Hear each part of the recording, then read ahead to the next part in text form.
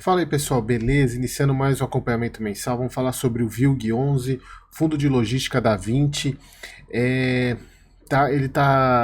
um fundo que ele é difícil explicar porque sem eu ter que colocar a minha posição pessoal sobre a gestora, mas a gente vê que é um fundo que tem alguns imóveis bons, mas ele peca principalmente pela questão do preço que ele cobra, pelo preço por metro quadrado que o fundo tem negociado há um tempo, e isso impactou demais na receita, tanto é que o mercado precifica isso, e ele está abaixo do valor patrimonial há um bom tempo já. Vamos lá, vamos falar um pouquinho sobre ele. Eles cometeram alguns problemas no passado recente, tentaram recuperar, inclusive o próprio Caxias Park, que era um dos imóveis mais problemáticos no fundo, melhorou recentemente, tanto é que todos os meses eles estavam vindo com locação nova, só que pararam de locar. Mas gente, vamos falar um pouquinho sobre ele. Tem um ponto interessante também que eu quero falar para vocês, que eu não vejo outra alternativa, é feio, né? Não vejo alternativa para o fundo, como eu vou falar para vocês daqui a pouco. Maio de 24, agora o relatório gerencial, vejam o desconto que ele está em relação ao valor patrimonial. Quando eu falo desconto, eu não estou falando que ele está barato para compra, eu estou falando que ele está sendo negociado com desconto em relação ao seu valor patrimonial. O mercado precifica essas questões do fundo em função do dividendo que ele paga. Então é só para a gente ter essa noção de que, de fato, não estou recomendando nada aqui, embora eu nem faça isso publicamente, mas é só para vocês terem, quando eu falo desconto, significa que ele está sendo negociado bem abaixo do valor patrimonial dele, bem abaixo, para vocês verem aqui. Bom, aqui dos highlights que eu coloco, acho que o único que se destaca é esse. Eu já vou comentar um pouco com vocês sobre isso. Pessoal, comentários do setor, eu vou passar rápido, quer dizer, vou passar em branco porque é o mesmo texto do VISC 11. Então, se você tiver interesse, eu gosto muito dos comentários de macro da Vinci, mas como eu já destrinchei no vídeo do VISC, então se você tiver interesse, dá uma olhada no vídeo do VISC que eu falei bastante sobre isso, mas é basicamente aquilo que a gente já sabe, né? Mas vamos lá, vamos continuar aqui. Aqui, pessoal, uma coisa que me deixou muito chateado, principalmente eu que analiso o fundo imobiliário todos os meses, e não sou cotista do VILG, mas sou cotista de outros fundos, e todos os fundos nós pagamos taxa de administração. E dos destinos para a taxa de administração é para pagar a administração de um fundo imobiliário que por si só tem responsabilidade de administração e gestão, tá? Responsabilidade de produzir o relatório gerencial. Eles não tiveram o cuidado e o carinho de pelo menos alterar o texto por mês anterior. Exatamente o mesmo texto, olha só, o fundo gerou um resultado de 8.967, mas não, ele gerou 9.801. Então, ouvinte, pô, custa nada, né? Colocar no estagiário para fazer. E olha que conheço muito estagiário muito bom que não deixaria isso passar em branco. Então é isso que eu falo, pessoal. A gente paga a taxa de administração para que pelo menos o relatório gerencial primeiro seja produzido, seja entregue dentro de um prazo razoável. No caso da Vinci, eles entregam o relatório gerencial ok, num prazo muito bom, inclusive comparado com o Kinea e a CSHG. Então, quanto a isso, eu não tenho que reclamar. Agora, poxa, não custa nada, né?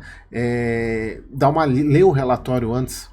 Porque o que eles fazem normalmente, pessoal? Eles têm o modelo do relatório pronto e eles vão lá, só vão editando os números, principalmente quando não tem nenhuma mudança do mês anterior para esse, em termos de alocação, em termos de alguma novidade do fundo, simplesmente eles pegam o relatório do mês passado e só substituem os valores. Só que eles esqueceram disso, pelo menos o demonstrativo eles acertaram, né? Porque aqui, embora seja 60 centavos, aqui é 60 centavos por cota, olha só, deu 65 de resultado. Então, poxa, é ruim, né? É ruim para você que está analisando e não precisa ler isso aqui, quer ler isso aqui, você vai ser informado erroneamente. Então nem vou ler aquilo lá. Então, pessoal, assim, eles tiveram um resultado bem maior do que o mês passado referente ao resultado de imóvel. Se a gente pegar, eu estou com o relatório aberto aqui do mês passado, eles tiveram um resultado de, quer ver? De 11 milhões, é esse daqui, né? Não, não tá aqui. É aqui, ó, 11 milhões, não precisa nem pegar o do mês passado porque tá aqui. De 11.794, então tiveram 500 mil a mais de resultado de imóvel. Provavelmente deve ter tido alguma renovação, porque a gente não teve informação aqui, não teve. Eles têm, a gente pega aqui os prazos, né? Cadê, ó? Cadê? A gente já vai falar um pouco sobre isso mais para baixo. Aqui, cadê? Aqui. Tem vencimentos aqui, tem reajustes aqui, né? Principalmente porque maio teve uma grande parte do reajuste, então provavelmente é isso. Né? A gente teve 20% dos reajustes em maio. E eles poderiam comentar, né? Poxa, não custa nada falar, ó, o ALZR, o HGLG, todos comentam, falar, ó, o contrato foi reajustado, então não custava nada ter informado aqui, até para a gente entender essa diferença, né? Então, de fato, a diferença eu acredito que foi devido a reajuste de inflação. E o resultado recorrente deu acima, né, se a gente for ver, quase 1 milhão acima do de abril, o que possibilitou que o fundo tivesse 5 centavos a mais de resultado recorrente. Isso é muito bom, porque a gente consegue ver que o fundo ele vai conseguir manter os 60 centavos, porque ele está, se a gente for pensar que isso aqui se tornou o novo recorrente, então ele consegue manter os rendimentos, pelo menos no guidance que ele coloca aqui, que é de 55 a 65, porque aqui que foi o grande erro do fundo, né? É continuar mantendo os 70 centavos com a reserva sendo corroída. Então aqui foi o grande erro, que eu até comentei isso num dos primeiros vídeos de análise do VILG, que eles já deveriam ter tomado uma posição aqui de reduzir rendimento, mas não quiseram fazer isso e tiveram que reduzir na marra, chegaram a pagar 56 centavos. Mas pelo que tudo indica aqui, parece que por ser esse talvez o novo recorrente do fundo, então ele deve ficar acima dos 60 centavos, pelo menos para manter a reserva, quem sabe voltar pelo menos para essa fase aqui de 0.3, 0.35 de reserva, e quem sabe subir um pouco o guidance para 50, para a borda superior, que é 65. Vamos ver. Eu acredito que mantendo isso, provavelmente ele deve acontecer, que isso deve fazer as cotas subirem. Mas isso não resolve o problema do fundo, como eu vou falar para vocês daqui a pouco. Bom, então em relação à cota, aqui a parte de dividendo, não tenho mais o que falar aqui. O retorno do fundo, a gente pode ver que, obviamente, pela queda dele, o CDI tá acima. Aqui, número de cotistas, mais um mês em queda. A gente pode ver que desde setembro ele vem caindo os cotistas, essa mancha cinza aqui, tá? Porque em azul é a liquidez. Então ele vem caindo, obviamente, pessoal, o cotista não é bobo também, né? Então, mês a mês caindo, isso é um sinal de alerta, porque em tese, caindo o número de cotistas, você também vai diminuindo a liquidez do fundo. Aqui a parte de caixa, pessoal, aqui tem um ponto que eu não tinha feito isso ainda e eu deveria ter feito nos passados, porque quando a gente olha o fluxo do fundo em termos de imóveis, aplicação financeira e o patrimônio líquido, a gente sempre tenta olhar sobre a ótica de o quanto tempo ele tem para pagar o que é de amortização, que é o principal, que é o azul escuro aqui, porque o azul claro ele é a despesa financeira que sai do resultado do fundo. A despesa financeira, só para vocês lembrarem, ela sai aqui, ó, na linha de despesa, é isso aqui. Então ela é tirada antes de chegar no resultado que é distribuído. Então essa parte aqui, ela é paga com o resultado, a parte de azul claro é paga com o resultado das locações, e azul escuro é com caixa ou emissão ou venda de imóvel, com patrimônio que se paga a parte azul escura. Então, eu sempre falava, como ele tem esse caixa aqui, essa aplicação financeira de 48 milhões, então em tese ele estaria mais ou menos tranquilo até 2026. Porque se a gente somar aqui, tá dando quase 40 milhões, mais 9 tá dando uns 40 e poucos milhões, que daria isso. Só que a questão é a seguinte, eu fui lá dar uma olhada no informe mensal, e olha só, pessoal, desse aplicação financeira, são 18 milhões em aplicação de liquidez. Deixa eu pegar a setinha aqui, ó. De liquidez são 18 milhões. Tem 3 milhões de disponibilidade e 14 milhões em um fundo de renda fixa. A outra parte, pessoal, está em fundo imobiliário, que ele não menciona aqui, né? Ele coloca tudo como aplicação financeira. Ele coloca a parte de imóvel e tudo isso a aplicação financeira. Então, se a gente for ver em disponibilidade para pagamento, ele está apenas com 18 milhões, 17 milhões e alguma coisa, né? 17 milhões e 500. Isso muda bastante, né? Porque a gente ele teria que pagar o restante que falta agora para 2024 e metade de 2025. Obviamente, pessoal, que ele pode vender fundo imobiliário, mas dependendo da situação, talvez não valha a pena porque ele vai acabar perdendo dinheiro. Mas o que eu quero dizer com isso? Se a gente for olhar, a dívida tem, tirando essa aqui de 7,5, que essa é um pouco mais cara, essas outras aqui são dívidas baratas, não são tão caras assim. O problema é que a gente está falando, olha só quanto que está comendo do resultado do fundo essa parte azul clara, que é o que ele vai distribuir. Então, eu, Eric, não vejo alternativa para o VILG se não vender imóvel. Não vejo alternativa. Por quê? Emissão ele não vai conseguir fazer. Não tem como ele fazer emissão com uma cota sendo negociada a 88 e o patrimonial dele a 114.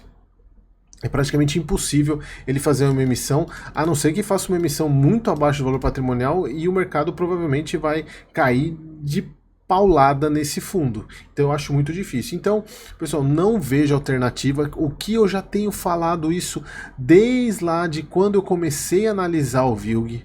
Se vocês pegarem o histórico aí, principalmente desse ponto aqui, quando ele começou a diminuir reserva sem diminuir rendimento, eu já falava que ele precisava pagar, precisava vender imóvel. Se a gente for ver, pessoal, a gente está falando aqui de mais de 10% de despesa financeira em relação à alocação. É muita coisa.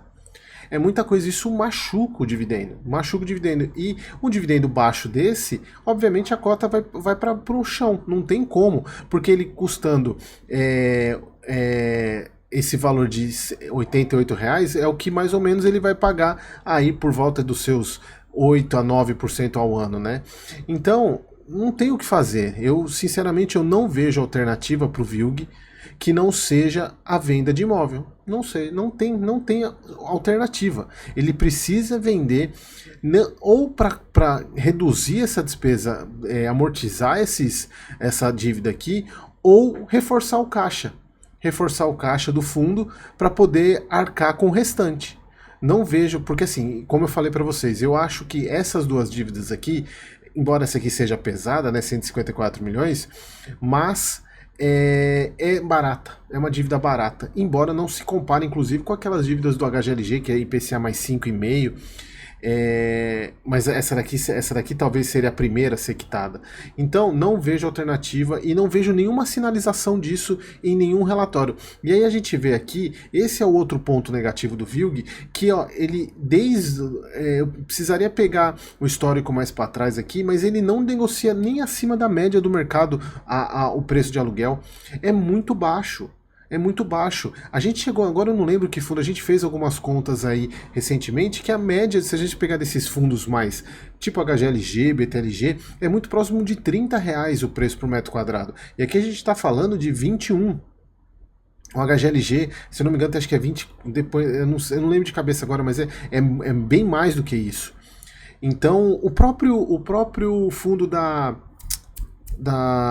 HSI, o HSLG, é R$24, se eu não me engano, o preço por metro quadrado de aluguel. Então, assim, ele, além dele, o mercado, quando a gente fala média do mercado, significa que tem fundo que paga mais e paga menos.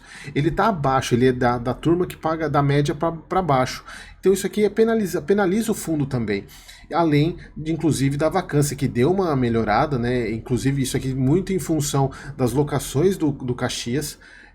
Mas assim, ele tem. E aqui a gente tem, assim, a gente também não pode, tem que olhar para o copo meio cheio também. Ele reduziu vacância e quase chegando ao preço de mercado, pelo menos, mas ainda abaixo e muito tempo abaixo. E o mercado penaliza isso. Então, assim, não vejo alternativa pro fundo ele sem venda de imóvel, né? Não vejo alternativa para isso. Sem contar também, pessoal, a gente já está fechando aqui, sem contar também que agora, principalmente no imóvel dele, que é o mais complicado, que é o Caxias Park, ele arrumou um baita de um concorrente, porque antes ele tinha dois concorrentes que também brigavam entre si, que era o HGLG e o XPLG, ali naquela região da 040 ali, que é os imóveis que eles fizeram troca-troca. Então agora o Vilg está competindo com os dois ao mesmo tempo. Antes ele competia com os dois, só que ele ainda contava que eles também se competiam entre eles. Agora eles não competem entre eles mais. Então o Vilg arrumou um baita problema nesse imóvel também, que de fato ele, para ele conseguir fazer algumas locações, ele vai ter que reduzir, inclusive até uma das reclamações lá uma dos pontos que no relatório do HGLG e do XPLG, eles colocam da questão de aluguéis predatórios, né, de baixo valor. Então eu até brinco, né, vai que é o Vilg fazendo isso, né, mas a gente não pode afirmar isso. Mas beleza, pessoal, então era isso que eu queria trazer para vocês, mais um mês acompanhando. É um fundo que é complexo e vamos continuar acompanhando, ver se ele consegue resolver esses problemas aí no médio prazo, beleza, pessoal? Então eu espero vocês no próximo vídeo.